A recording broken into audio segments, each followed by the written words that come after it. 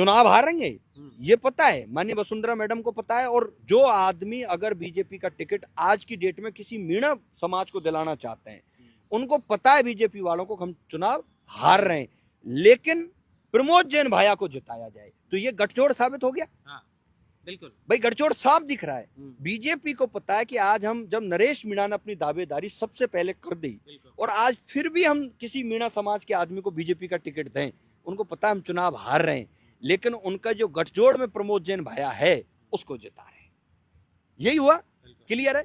अब वास्तविकता में अगर चुनाव को टक्कर में लाना है, चुनाव को टक्कर में लाना है, नरेश मीणा के टक्कर में लाना है, क्योंकि भाया की जमानत जब्त होगी, नरेश मीणा को टक्कर देने के लिए बीजेपी के पास एक ही विकल्प है कि वहां अब माली समाज को, सैनी समाज को टिकट दे, तब जाकर के कहीं बीजेपी टक्कर में आ सकती है। कोई बगावती सुर भी दिखा सकता है, आनंद गर्ग की चल रही है कि अगर टिकट नहीं मिला तो निर्दलीय दावेदारी ठोकनी चाहिए, लड़ना चाहिए, लोकतंत्र है, इसमें क्या शक है भाई। कोई पार्टी टिकट नहीं देगी तो लड़ना चाहिए भाई। नरेश मीणा लड़ रहा है ना तीसरी बार निर्दलीय मैदान में, तो लड़ना चाहिए, तो स्वाभिमान की बात। मैंने घुड़ा वाली बात की। और दूसरी चीज सोचो आप, नरेश मीणा जी ने कहा, जबकि बीजेपी वालों ने जब जेल में था तब भी ऑफर दिया और अब भी 2 दिन पहले ऑफर दिया है कि मेरे भाई तू सीधा दिल्ली जाकर के बीजेपी ज्वाइन कर ले।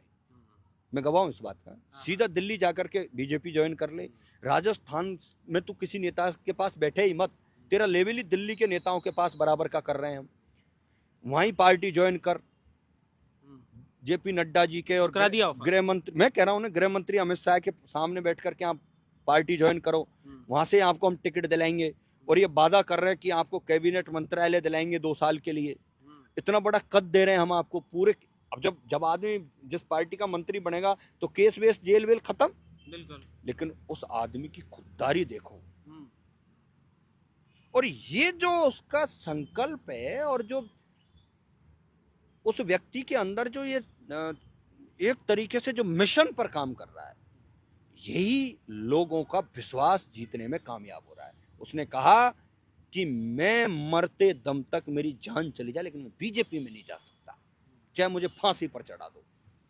ये जो कमिटमेंट जो आदमी अपने जीवन को दांव पे लगा करके कर रहा है और खेल रहा है, भाई उसको राजनीति करनी होती तो इससे बढ़िया, आप बताओ महेंद्र भाई, क्या वो होता, आराम से हेलीकॉप्टर में घूमता, कल से ही जीता जाता मंत्री था। लेकिन उसने कहा कि चाहे मेरी जान चली जाए मैं बीजेपी में नहीं जाऊंगा, और मैं हमेशा हाड़ौती के लोगों के लिए लड़ता रहूंगा, किसान कौम के लिए।